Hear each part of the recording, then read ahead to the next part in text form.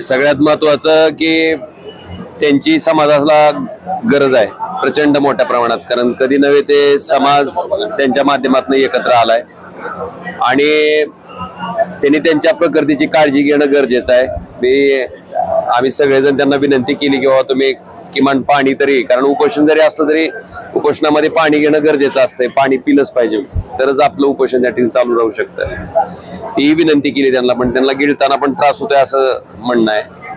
मला वाटतंय की जे आश्वासन सरकारनं दिलेलं आहे त्यांना, मग एक पद्धतीनं फसवणूक केल्याचा प्रकार आणि भावना त्या ठिकाणी समाजाची त्या ठिकाणी तयार झालेली आहे आणि एक माणूस की समाजासाठी त्या ठिकाणी लढतोय.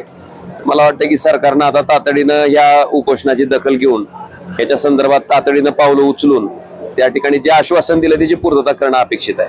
ज्या पद्धतीने अनेक खासदार या ठिकाणी आले त्यांनी मान्य केले,